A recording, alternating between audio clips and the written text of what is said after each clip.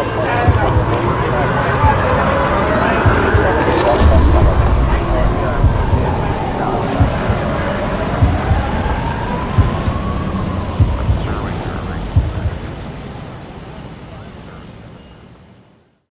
transportation, of course, is not the only crucial building key in modern metropolis. One of the other pieces is, of course, infrastructure, and we've already talked about it in a couple of panels, is digital connectivity.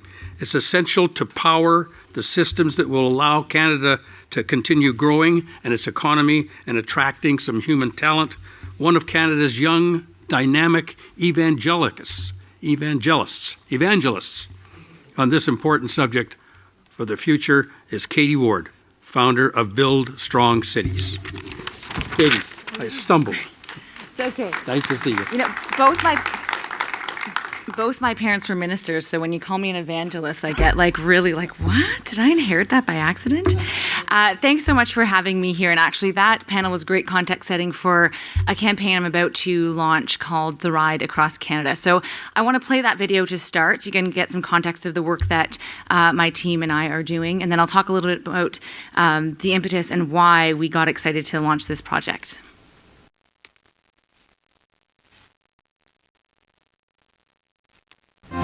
My name is Kadie Ward, and I'm an economic developer. We recently worked with the Federation of Canadian Municipalities to advocate for investment in infrastructure for cities across Canada. There's a huge deficit. And as a young economic developer, as somebody working a lot in digital communications, it really became apparent that there needs to be a discussion around infrastructure in Canada. I got this crazy idea to take the train across Canada en route to the FCM annual general meeting, and I wanted to talk about infrastructure, again, that keeps Canadians connected. I approached the Canadian Digital Media Network, I approached the University of Waterloo Stratford campus and asked for support, and overwhelmingly they gave me a photographer, a videographer, a graphic designer, and a digital media entrepreneur to come with me to talk about this story and really articulate it for Canadians and for our municipal leaders who are making the decisions on how to grow our communities. Hi, I'm Josh Wright. I'm here as the co-founder of an early stage startup here in Waterloo called Marmot Labs. I'm here on this ride with the Build Strong Cities campaign in order to really bring an entrepreneurial perspective to the messaging and the importance of the digital economy in Canada.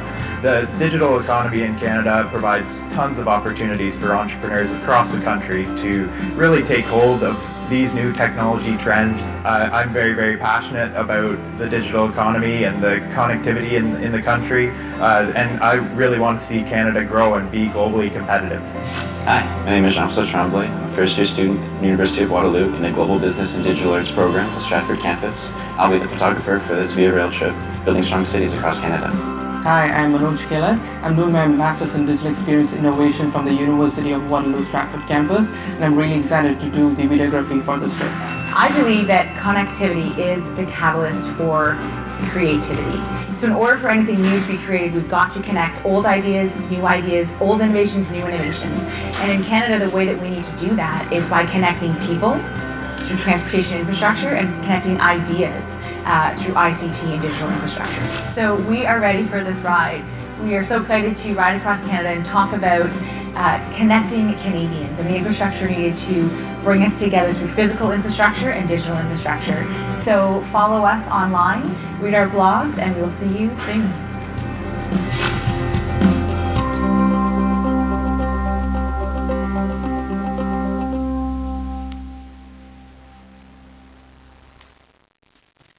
So this weekend, myself and my team are flying out to Halifax, and on Tuesday we're getting on a train and we're going to start making a lot of noise about infrastructure in Canada. I am an economic developer by training, and communications and economy were the two things I studied. And so as my career evolved in economic development, something I continued to watch and grow. So as FCM, I don't know how many of you are familiar with the Federation of Canadian Municipalities, started this advocacy campaign last year. I got very involved and thought, wait a minute, this is a huge issue, and infrastructure is really, really big. And I'm deciding to tackle connectivity, which is still broad, but I'm talking about transit and ICT because I want to talk a little bit about, and today I'll speak a little bit more high level on the economics of communication or communication economics. Because if you look at the history of communications, and I teach this at Western University in London, it's really interesting how communication technology growth is tied to economic development and economic growth within all empires. And even if you go back to 5300 BC and you look at Mesopotamia and how they used these blocks and they wrote symbols to categorize and organize their economy, and how Rome was only able to expand into this massive empire because instead of having to write on stone, they could write on paper, and paper was really lightweight, and they could move it around the empire, and they could document citizens, they could document growth, they could create plans. So it's really interesting when you think about that, and we don't often put those two things together, but I've spent my world doing that, and now I want to talk about that for the future of Canadian economic growth. And I'm not the first to say this. Harold Ines, actually, he was a U of T professor. He wrote Empire and Communications, which is a really fantastic book if you need something to read this long weekend if you don't have cottage plans. But he basically argues that political, social, and economic growth are inevitably linked to a government or an administration's ability to leverage communication technology. And so I'm working off that idea. So in the Canadian context, this is actually a picture of the Trans-Canada Highway, but in the Canadian context, a lot of our economic growth was linked to the railway, which is sort of Canada's economic and mythic roots of the construction of our country. Confederation really only worked because we promised to combine the country through the Trans-Canada Railway.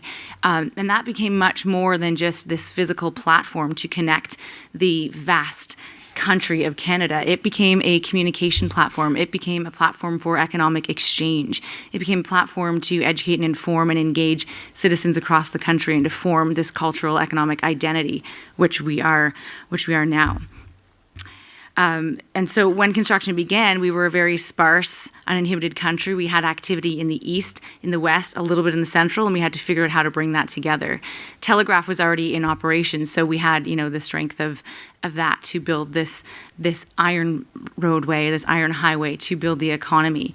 But from that, we had growth in radio technology, which actually most people don't know this, but the railway was, well, maybe you do. The railway was really the first radio network as well. The CN National Rail created radio to entertain passengers, to communicate Canadian culture, and to better manage operations along the rail lines as we were going through those major trade routes. So this becomes economic communication, and that's really what I want to talk about when I talk about transit and ICT, is that these are forms of economic communication.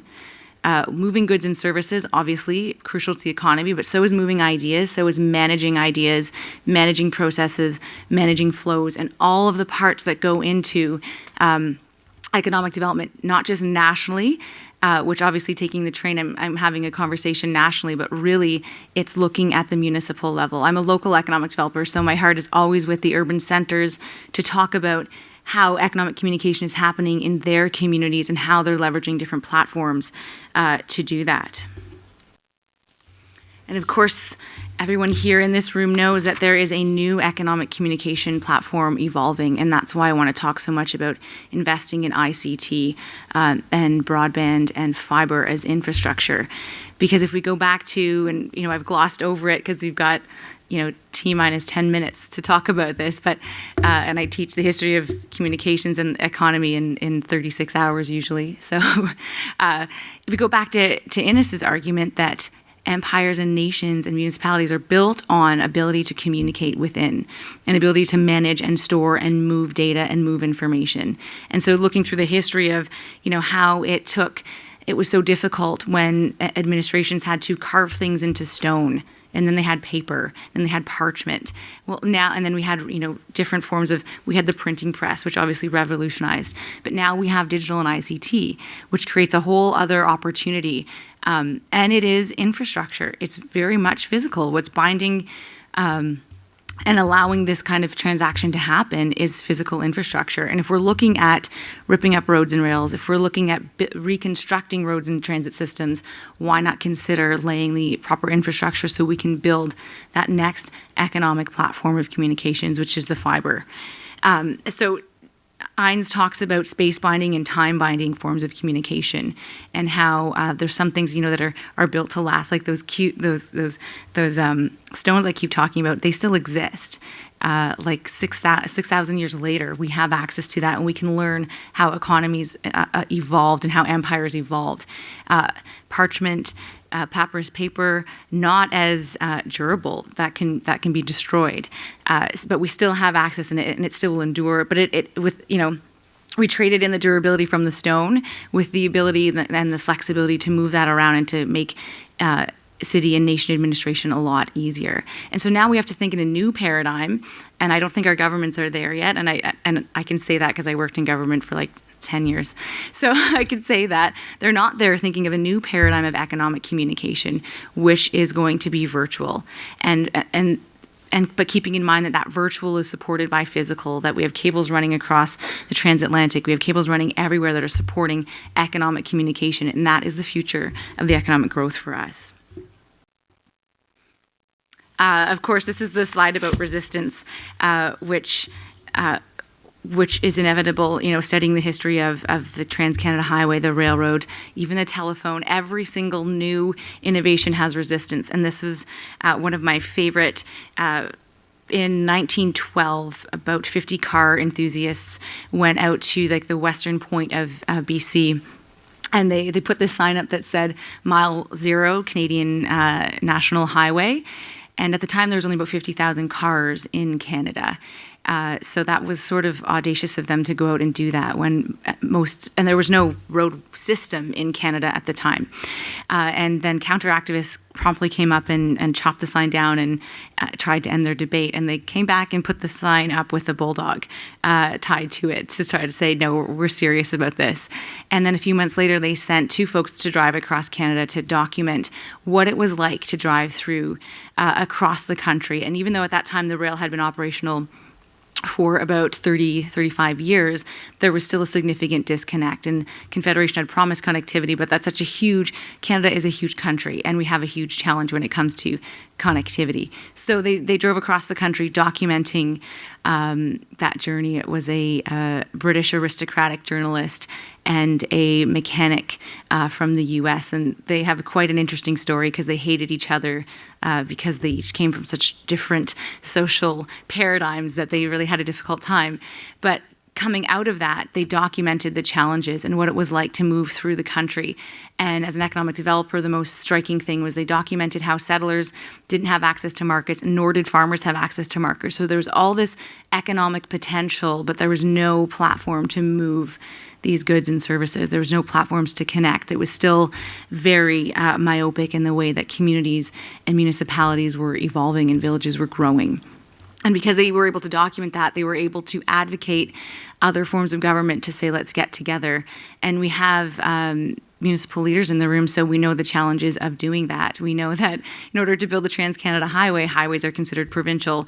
So to have the national government say, this is what you're going to do and this is where you're going to put it, was very difficult. And we heard on the panel, even within the GTHA, that discussion of, well, the greater good needs a comprehensive, we needed a Trans-Canada Highway, we need a GTHA metro plan, but we don't want to give up the powers or the ownership of that plan. So anyway, this documentation kind of gave the impetus to do that and to say, you know what, there's no way for people to access markets, there's no way for people to access growth, and that is not good for our national economy. And so this is part of what I'm going to be documenting as I go across Canada. We have already spoken with, this is our route. We're not starting in Newfoundland because it's logistically impossible and utterly expensive. But I have organized a podcast with the economic development folks from there to talk about that issue because it's sort of a reality. How can I say I'm going across Canada and I'm starting in Halifax? So we will have a conversation with Newfoundland's economic development people about connectivity there. And as we go through the country, we've already spoken with most of the economic development offices in each of the main cities we're stopping in. There's 67 cities we're going to stop in. Most of those stops are only about 10 minutes. Some of the stops are an hour to 4 hours. So we're going to be doing live interviews on site and cutting video and sharing that with our audience. And we've already written blogs and stories about each of the each of the communities and sort of the benefits that transit infrastructure has historically had on their economic development, as well as recent investment in ICT. And we're going to articulate that story for Canadians. Somebody asked a question about, do you need the main, political power heads to make a difference and get the attention on this? And absolutely, you have to have their buy-in. But what we are relying on is our network of citizens, of friends, of municipal leaders, of economic developers across the country to make noise about this and say, in order for us to grow our economies at this local municipal level, we have to have the federal buy-in, and we have to have buy-in from other forms of government.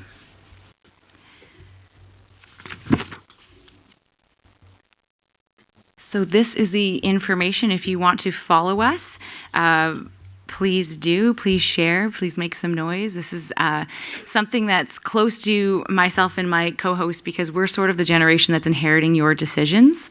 So we want to influence them. And I've been doing economic development for a long time and have seen how the challenges that are there and the challenges municipalities have at the local level, understanding the funding mechanisms, the sort of disparity between the taxation system. I've dealt with that as I've done my own local economic development planning in London, Canada. So we want to get involved, to get you guys involved as well to help share this story. And I don't know if the Metrolinx folks is here, but we did a story. We shot a video about Metrolinx. We shot a video about Waterfront Toronto as an exceptional example of sustainable community development that is bringing in transit, that is bringing in ICT, and that's sort of the way that we need to build future city planning, but also future economic development planning for cities. And getting back to this idea of thinking about transit and ICT as economic communication platforms. We think about moving from A to B or storing data or whatever, but it's so much more than that. And the growth of our economy is going to be absolutely linked to that. It has been in the past, and we've seen historically that the communications and the way we move goods, services, and ideas is linked to how economies grow and are governed.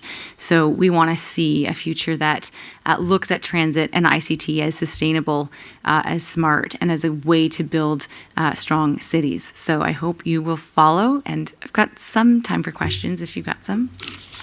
Can't see. I think I see.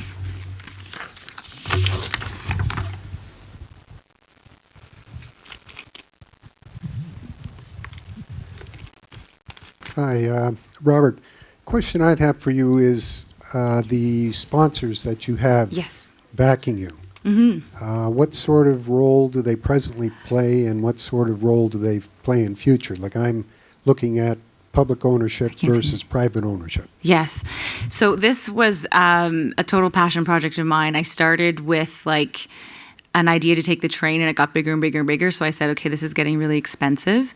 And I picked about 7 companies that I approached that I had worked with as an economic developer. And I came in and said, you know what, I want to do this trip. This is how much it's going to cost. Will you guys share the cost of that trip? And they came in and said, absolutely. So I'm not getting paid to do this. I can tell you honestly, each sponsor gave $5,000. That's like nothing. It's ridiculous. It's going to pay for the train tickets and the staff that are the videographer and photographers getting paid. Their role is going to be, obviously they do have a vested interest in this. Wholesome Canada builds roads and rails. They're building the Metrolinx right now. The reason why I approached Wholesome Canada is because they have a huge sustainability agenda, and they do research and development on sustainability, and I wanted to work with a company like that. I was introduced to other construction companies, who I will not name, and I didn't want to work with them because they didn't align with what I was trying to share and to honestly communicate, because for me to tell an authentic story, I have to be comfortable with the people I'm working with. And I will talk about the work that Wholesome is doing, because I'm talking about Metrolinx, and I am talking about the fact that the contractor building Metrolinx has a sustainable agenda, and I'm proud to talk about that. The other sponsors as well are working on smart and sustainable infrastructure that I have worked with personally through my work as an economic developer, and I wanted to, based on relationships, I approached them and said, would you fund, and we can talk a little bit about the work you're doing. So as we go through Canada, there are a number of cities that are designated smart, and we're going to talk about those cities, which obviously means talking about the infrastructure investment that went into building that smart city, and obviously the players that were involved in building that smart city. Yep. I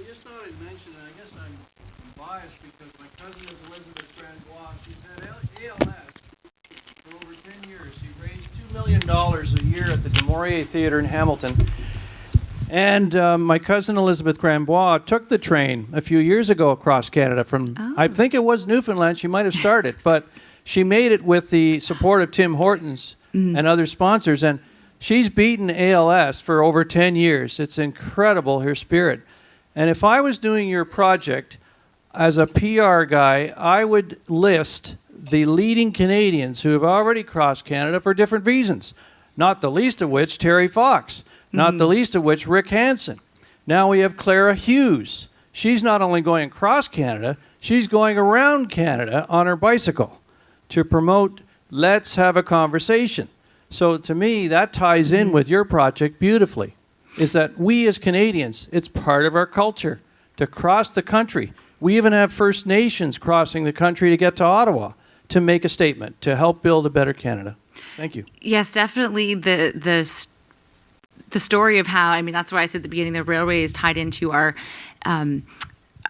economic growth, but also our sort of mythic cultural growth as a country, because it's what tied us together. It's what allowed us to come together, this idea of binding this vast wilderness. And that has become something in our collective psyche. So there is sort of that nostalgia. I certainly, even in preparing for this trip and learning about other people that have done this, I did not know about your family, but I'll look that up. Kind of now feeling like we're a part of that story and that's part of that Canadian identity. So it certainly is a part of the Canadian experience. I think we are out of time. I have 1 minute left. Anyone got another question? Can't see. Go for it. I'll repeat the question. Hello? Yep. Oh. I was just asking, I wonder if you could explain a little more. I really love the idea of connection as a connector myself.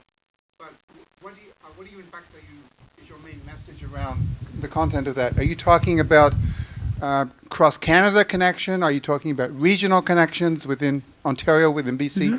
Or are you talking about local connections? Clearly, all those are important. Yes. Those are different messages. Yes, and they are. require different elocution. So yes. Maybe you can clarify that. The other point is I attended something a couple of weeks ago about Canada 2017, the 150. You seem to have a natural link here with that exercise. Wonder whether you thought about some way connecting with the 150th anniversary idea. I hadn't, but I will look that up. Thank you. Connectivity is a broad issue, and it affects, you're right, the national, the provincial, and the local. I'm definitely contextualizing this nationally because, this is going to require federal investment and federal impetus. So I cannot ignore the federal discussion around connectivity. And the reality is going across Canada via rail already told me you won't even have access to the internet for like 80% of the ride. So I'm bringing hotspots and I'm talking to Globalstar. They're hopefully giving me satellite internet. So that's a real challenge nationally, and I will point that out. And I will document all of the points where I'm disconnected so we can have that conversation. I am speaking, though, very strongly about the local. I'm a local economic developer, and I'm sort of a believer in charter cities, and I'm a believer in municipalities having a lot more empowerment than they do. And I've been honest about that through all of my discussions through my blog. So I will be focusing on the connectivity within municipalities, but also between municipalities, especially when you get into economies like Ontario, where especially southwestern Ontario, even southeastern Ontario, our economies are very linked. Value chains, supply chains, information, talent, we're all moving around. So we have to think about that in terms of the connectivity debate. So yeah, it's complex to discuss, but as we go across, we're contextualizing it with the story and the example that we're using to articulate a good example of how it's being done across Canada. That's good. Thank you. Thank you very much.